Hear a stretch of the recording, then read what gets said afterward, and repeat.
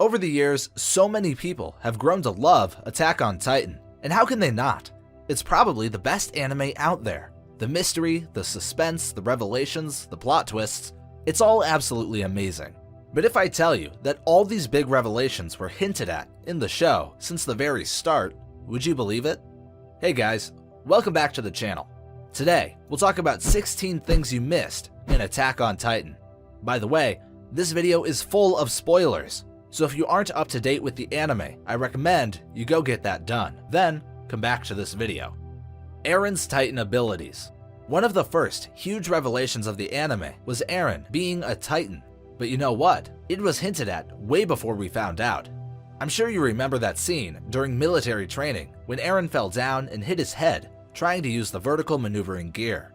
When his head was injured, if you look closely, you would have noticed there was steam coming out of his head. Now, even if you have noticed it, you probably wouldn't have thought that much into it at the time. I know I didn't. I just thought it was random anime stuff. But now I realize that with Attack on Titan, nothing is random. And that scene was obviously a hint towards Eren's Titan powers. Eren's dream. Well, the steam out of his head wasn't the only hint towards his Titan abilities. When the show opens, the first actual scene we see is Eren's dream. In the beginning, there wasn't much we could tell from the dream, and even Eren doesn't seem to remember what he saw. But if you take a closer look at those scenes and slow them down, you'll notice the whole end of the first episode was there. You can see flashes of the Colossal Titan breaking the wall, the Titan eating Eren's mom, and the whole attack on Shiganshina. That is also a hint towards Eren being the Attack Titan, considering he has the ability to see memories from both the past and the future. Reiner and Bertolt being Titans. Eren wasn't the only one who turned out to be a Titan. The bigger plot twist was Reiner and Bertolt being the armored and colossal Titans. I mean, I don't know about you, but that reveal had me mind blown. Anyway, even that was hinted at way before we actually found out. When Eren and Armin are new at the military school, they are talking about the attack on Shiganshina, more importantly, the colossal and armored Titans. During that scene, Reiner and Bertolt are listening in on the conversation quite intently, and when Eren starts talking about the armored Titan in particular, you can see Reiner giving it special attention. At the same time, it probably wouldn't have meant anything, but look at it now, and it all makes sense. Another major hint was back in Season 2 at Utgard Castle, when Ymir transformed into a Titan. The warriors didn't know what to expect, and they were prepared to turn into Titans to fight her. In this scene, you can catch Bertolt preparing to bite his hand. Pretty cool foreshadowing if you ask me. Historia being the queen. The Titan abilities weren't the only thing they dropped hints for. What about Historia being the princess of Paradise Island? That was a shock too, right? I mean, we probably never would have suspected she would turn out to be a princess. But now, if you look back on the show, you can find hints to that as well. They aren't very obvious hints, but they're there. Notice, since the start, how her friends and even complete strangers treat her in a special way, like she's some sort of a goddess. If you look back at the old episodes, I'm sure you'll understand what I'm talking about. After all, in Attack on Titan, every small detail has a meaning. Existence of Marley. Now, we know all about Marley and how they unleash the Eldians as Titans on Paradise Island. But what if I told you there was a hint to that in the very first episode? Well, go back and look at the title card of the very first episode, and you can literally see the nation of Marley and even the wall they used to create Titans and send them off to the island. I bet you didn't notice that. Reiner's big reveal. That wasn't the only hint we got about the existence of Marley though. Remember the big reveal scene of Reiner and Bertolt being Titans? Who am I kidding? Of course you remember. Well, in that scene, Reiner gives a speech and says some things that didn't make any sense at all back then. Things like how he had been here for 3 years and how he has to fulfill his duty as a warrior. At that time, it didn't make any sense. Even Eren and everyone else didn't get what he was talking about. Bro, what are you talking about, man? But knowing about Marley, it all makes sense. I am strongly urging you to go back and watch these episodes again. You'll be surprised. Grisha's photograph. But wait, there are more hints we got that a more advanced nation existed outside the island. Remember the photograph Grisha left in his basement? Everyone was shocked that the technology that advanced existed outside the walls. But here's a fact. The syringe was invented 30 years after the first ever photograph was taken. And we've been seeing syringes since the very start. I mean, I think we've established nothing about Attack on Titan happened without a plan. So it wasn't a mistake. It's actually a huge spoiler if you think about it now. We thought the photograph was shocking because it was way beyond anything that existed on Paradise. But a more advanced technology already existed on the island. We already knew there was something out there. Ymir's backstory.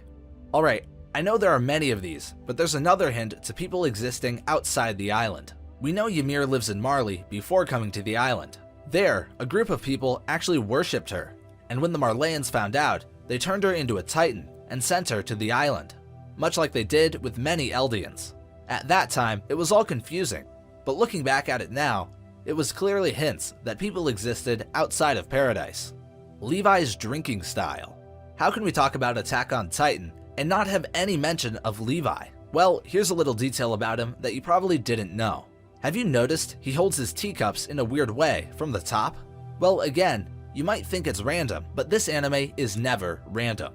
Back when Levi lived in the underground, he bought himself a cup of black tea after saving up money. However, as soon as he held the cup, the handle broke and the tea ended up falling all over the floor. Well, that definitely left some serious effects, because after that, Levi stopped using cup handles and held his cup from the top instead. Armin's name. I think that there's a lot of hints you missed to the plot, but that's not all. There are some other small details many missed. Even though Armin's name seems pretty basic, it actually has a lot of meanings. In German, the word has multiple meanings, like universal, whole, or even warrior. They all somehow relate to this character, right? Erwin's name. Armin's name isn't the only one with a deeper meaning. You might know this if you really follow the show everywhere on social media, but in case you don't, Erwin was named after a pretty famous historical figure. Erwin Rommel was a famous German general and military theorist who served during the Second World War. Much like Erwin from the anime, he was popular for his spectacular victories.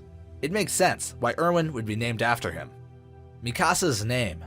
With Attack on Titan, it's like every little detail has a story behind it. That being said, even Mikasa's name has a story. A famous Japanese warship back in the 1890s was named Mikasa, and that's where Hajime Isayama, the creator of Attack on Titan, got the inspiration to name her. For some reason, he believed a manga, or anime, will become successful if you name a female character after a famous warship. I mean, even though it doesn't make any sense whatsoever, it did work out, didn't it? Annie's hair. Besides name, the inspiration for different character appearances was also taken from famous people. You probably wouldn't have noticed this, but Annie's hairstyle was completely copied from a picture of the famous musician Avril Lavigne. It doesn't mean Annie was in any way similar to Avril, but it's a random fact you probably didn't know. Adult Eren in the first season.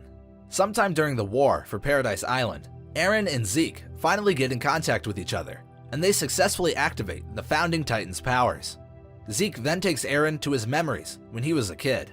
When people read this chapter, a lot of them started sharing moments from Season 1, where there is apparently an adult version of Eren in some of the scenes. Keep in mind that this might not actually be Eren, since it was never officially confirmed. Anyway, I had to mention it since it's a very interesting detail. City in Germany. Even the city in Attack on Titan was inspired by a real place. The whole show's setting is based on the city of Nordlingen in Germany, which has walls surrounding it.